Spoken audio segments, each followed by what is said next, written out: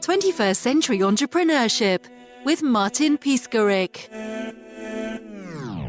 Disruption Proof was inspired by the last 10 years of working with very large enterprises.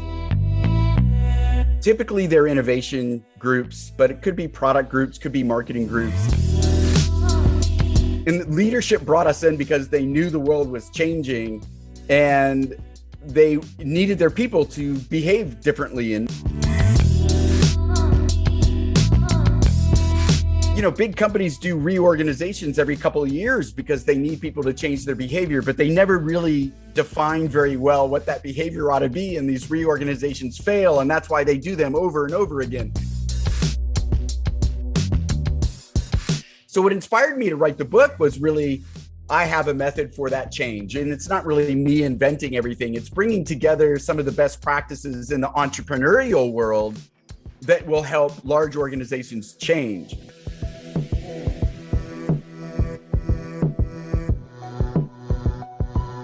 Now, what to me was sort of interesting about that is I wrote this book, Disruption Proof, during COVID, during the height of the pandemic.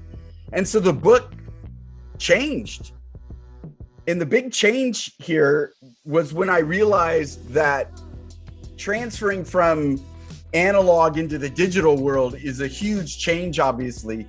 But what really is impacting businesses, and this is small business and startups as well as large organizations, is the ongoing disruptions that happen all of the time.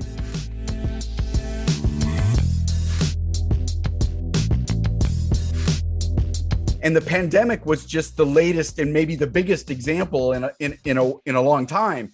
But there's been, there's war, there's supply chain issues, there's inflation, there's ransomware attacks, took down a healthcare system here in San Diego for several months. And so it's really that what the digital revolution has brought is this interconnectedness of the world, such that things that are happening around the world ripple through all of our economies in ways like never before.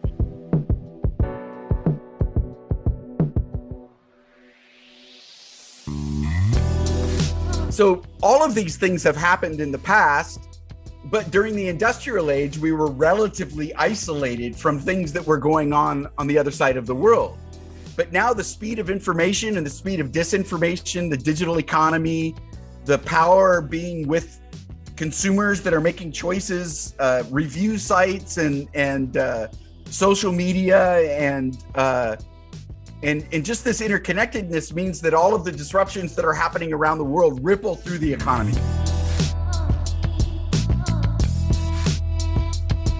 And so change is sort of the new normal. It's, I'm sure you've run across this. You talk to leaders in big companies and they feel like they're just sitting there waiting out. Oh, well, once the pandemic's over, we'll return to normal is what they say. It's what the pundits say. But there is no returning to normal. This is the new normal, that there will be ongoing disruptions that affect our markets. They affect our businesses. They affect our opportunities. And so this really gets to the heart of the book, which is the way we manage and organize work is based upon the industrial age. And we're now in this interconnected world, this digital age, and those fundamental business practices don't work anymore, and we have to change them. And so that's really what Disruption Proof is about. It's not really how do you go and disrupt yourself or become an innovation disruptor. It's about how do you prevent yourself from failing because of all of these disruptions that are going on in the world.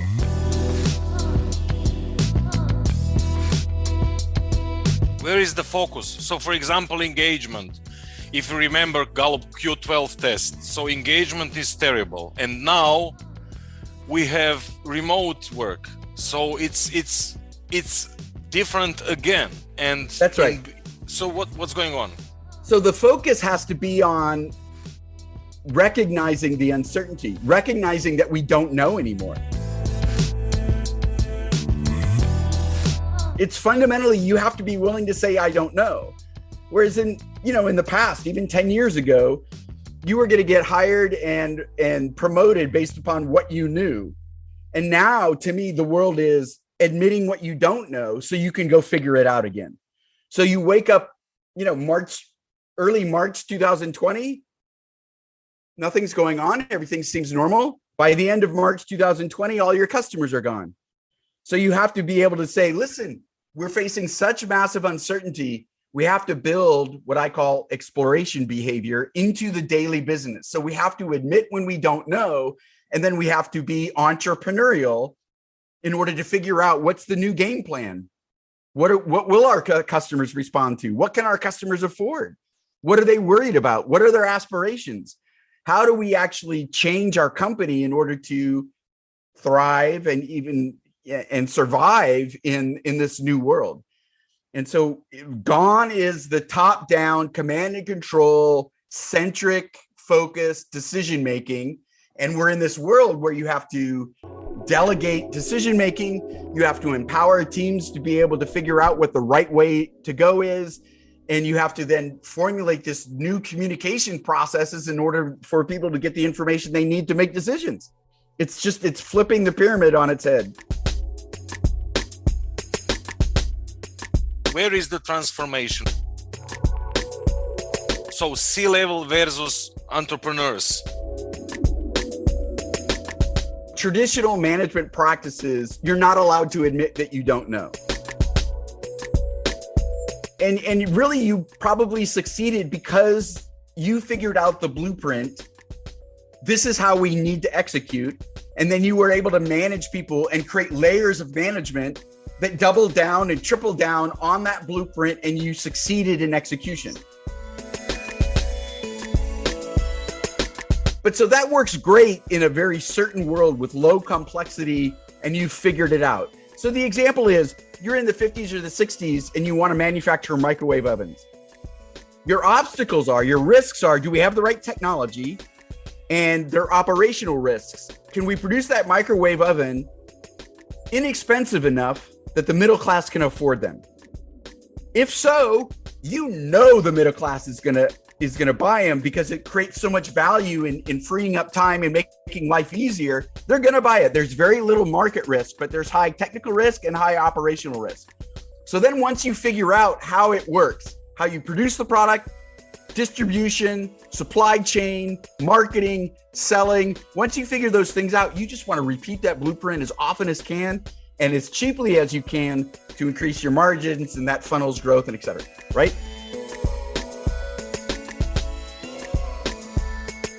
So that's middle of the industrial age. Your microwave oven doesn't need different colors. It doesn't need a bunch of different features. It just needs to work really well and work really easily. Fast forward to today, digital age. Now you got your microwave oven, you got to connect it to the internet somehow. You got to have like a dozen different models. All of the models have to come in different colors. You've got multiple companies that are creating microwaves that are as good as yours are. And so it's no longer technical risk. You can build them. It's not operational risk. You know how to build them. It's market risk. What is the market segment that's going to buy our particular microwave oven with this set of features? And so you're actually then serving a bunch of really niche markets that they want this particular gourmet microwave that fits into my custom kitchen beautifully and has this and that. And I can tell with my iPhone when my meal's ready or whatever. It's so right. So it's super complex, and it requires you to be able to change very quickly, because if you don't change and you don't produce value for the customer just goes somewhere else. And it's not just that they'll go to a different microwave. Maybe they decide to buy a new refrigerator instead. You're actually competing for customers' mind share. And so there's so much uncertainty in the market side that's actually where you need to have a more entrepreneurial spirit. So the biggest difference is inside of the old industrial age, when everything was known, then you had people that knew how to execute on what was known. Entrepreneurs, they're starting a new business. They don't know what's going to work. Their job is to figure it out. And so they actually have to go out and talk to customers, and they run experiments and they iterate, and they're proving different aspects of their business model. That's what they're focused on. That's what startups do really well. They naturally are in exploration mode. They enjoy the chaos of not knowing what the blueprint is. They enjoy the process of creating that execution blueprint. And so that's the difference between the entrepreneur and the company's CEO.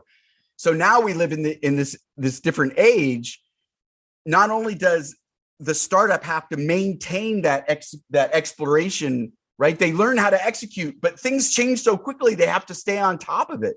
They have to continuously go, okay, I figured it out last year, but this year, I don't understand anymore. I don't know how we're going to go into this new market.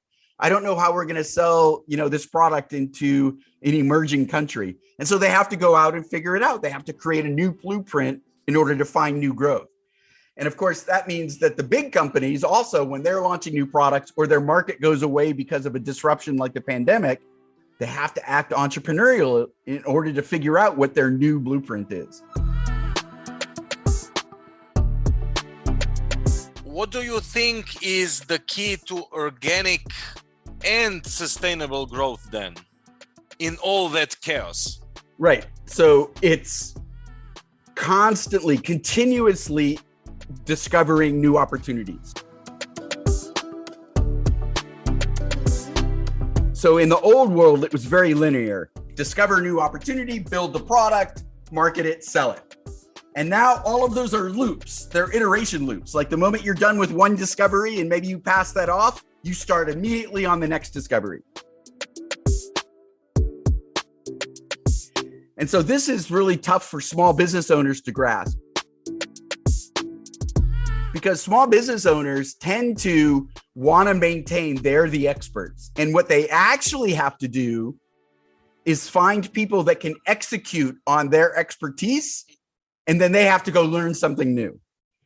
And learning something new doesn't mean like a new technical expertise. It means, where's my next growth going to come from? Is it taking our existing technology and modifying it for a different market segment? Is it finding a new geography to go and explore and figure out how to sell into a new geography? Is it inventing new technology? I mean, there's this whole vast world of exploration. And so that's really what the small business owner's job is. I figure out a market, a product, or a service, and now I need to pass that off on to other people that execute what I figured out. And now my job is to go figure out what's the next leap of growth. I'm back in exploration mode. I figure it out again. I pass it off to people that do the execution, and I'm going off onto learning again. And so it's a very difficult part for a lot of entrepreneurs, a lot of founders, is that part where they go like, okay, this is what I understand, and now I have to pass it off to somebody else. Because whomever you pass it off to will not do it as good as you. Right? So the founder is going to pass it off to people that will not do it as good as the founder does it. And you have to live with it. And you have to understand that creating customer value is a threshold, not a continuum. So in other words, because I'm an expert as the founder, I'm actually creating waste. I'm wasting time and resources if I provide my customers a bunch of more value than what they would actually need to buy my product. Let's immerse a little bit more into that specific mindset. So we have flexibility, we have acceptance in that realm of new circular epistemology. What else is important to that new mindset? Right. So this is going to sound maybe kind of radical, but I write in my book that the team is the new unit of work. So in my view, if you hire smart people and you form a team and you give that team a very concrete mission and you give them the metrics that how you're going to measure their progress and the outcomes, and you give them guardrails. So like, stay within this avenue strategically and ethically. You then step back and you let the team go figure out the work that they're going to do to succeed. And so it's empowering a team. And what that does is frees up managers and owners so that they're not managing individuals and their fires and their problems. The team structure is a social structure that takes care of accountability and ethics and getting the job done. As individuals, you have to stay on top of them. As a team, the team takes care of a lot of that because of the social dynamic. It's how human beings work, right? If you're a hunter-gatherer tribe, you didn't go and hunt by yourself. You hunted as a team. They didn't need a boss that was sitting there telling them, go chase that particular animal. They knew how to do it, right? And so this is the same mentality. Is the team, the social structure of the team will take care of the work to a high degree. And then as a manager, I'm managing one entity, and that's the team, not the individual performers inside of that team. And that frees me up as a manager or as an owner. And I get to be more proactive and more strategic than if I have to sit there and manage individuals all day long. And who owns the pain if you're empowering team? If you screw something up. So that's really where agile comes in. I mean, the team is held accountable for their work. So you, as a manager or an owner, you form this team, and then you collaboratively come up with the mission statement. And then you give them the way we're going to measure your success. And then you set up a cadence where that team has to report to you on a regular basis. You're not asking for an update. They're proactively giving you reports once a week, once every 2 weeks, whatever the cadence is, on their progress towards the desired outcomes, their big wins, what are their obstacles, where they need help. And that's coming to the manager without them asking. And so if in the end there's failure, there's only failure for two reasons. One, because the manager didn't do a good job of defining the mission, or there was some outside influence, or the team failed to perform. And if the team failed to perform, you've got to figure out what the cause is of that and fix it. But I think for the vast majority, if you're hiring smart people, we tend to manage their tasks instead of their outcomes. And what we want to do is measure the outcomes and then give them the responsibility for figuring out the tasks.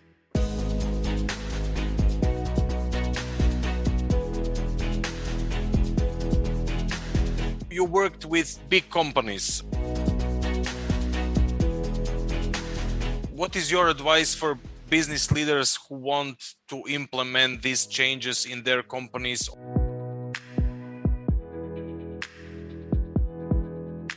Yeah, so there's the examples exist at all sorts of different levels. The way we work with organizations is we come in, the teams have usually already been defined, and then we tackle real business issues. So, they're trying to figure out new markets, or they're trying to figure out new products, or they're trying to be innovative, or it could be anything inside the business. They could be internal issues, but real business challenges, not fluffy or fake ideas. And we'll work with them for a week, 2 weeks, up to 3 months are usually our longest engagements. And we're teaching them how to explore.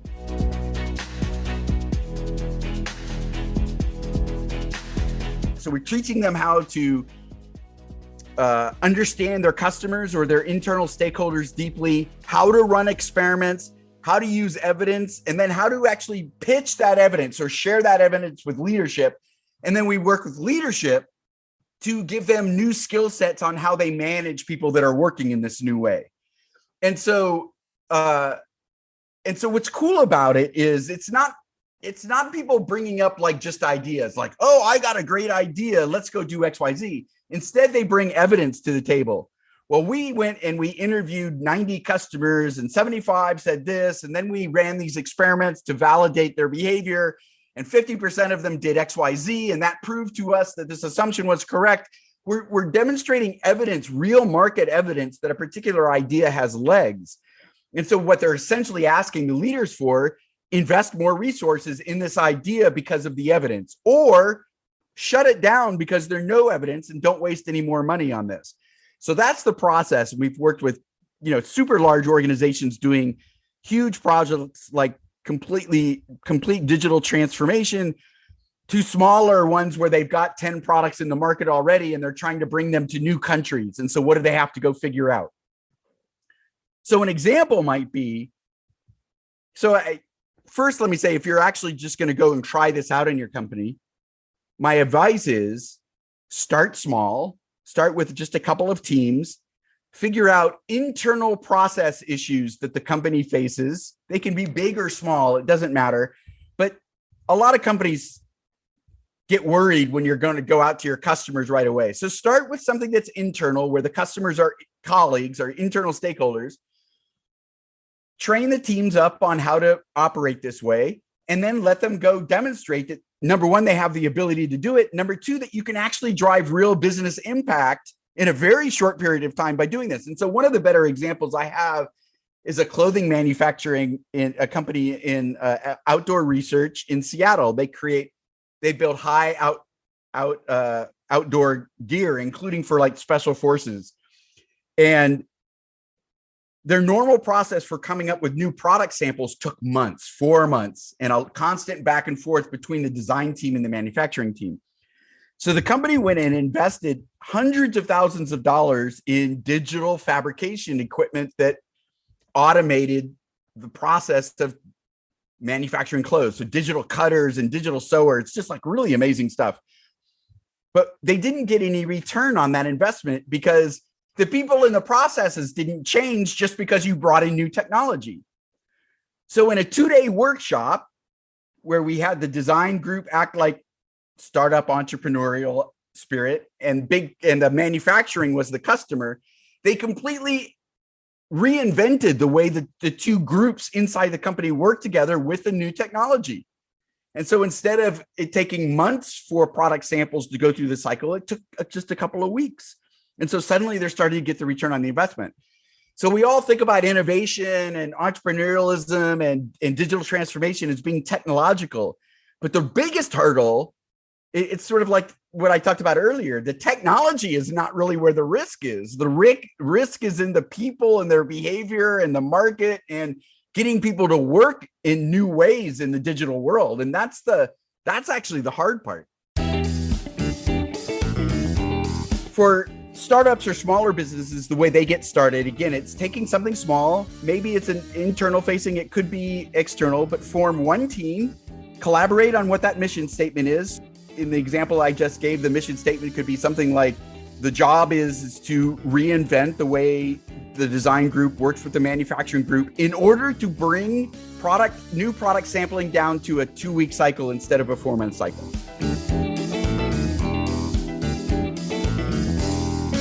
Right? So we got a way to measure it. So then you formulate the team. They don't have to be full-time. They can do this. You have to give them some space and some time to do it.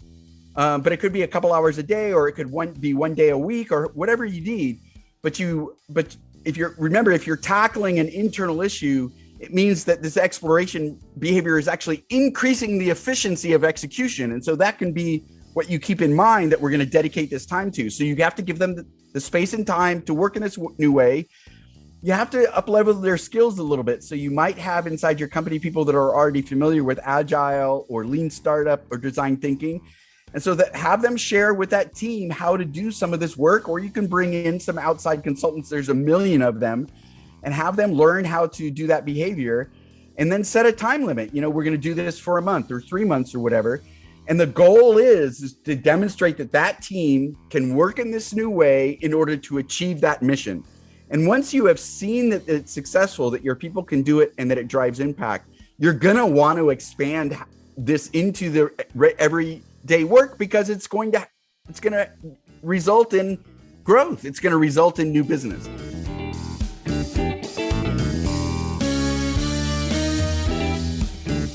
So those are my 3 steps on how to get started. And form a team, give them a challenge, and give them a little bit of training and let them go. Don't manage their tasks. Their job is to report back to you on a regular cadence the progress that they're making and the challenges that they need help with. And as far as me goes, a lot of these topics are discussed on my big company website, which is movestheneedle.com. I've launched online courses at startupbluebook.com that's going to cover some of these topics. But other than that, I'm Brant Cooper on all social media, and I really encourage your listeners to reach out to me, brant@brantcooper.com. I respond to all of that. Connect with me on LinkedIn if you'd like. And I'd love to hear how people are giving it a try to implement some of these thoughts. 21st Century Entrepreneurship with Martin Piskarik.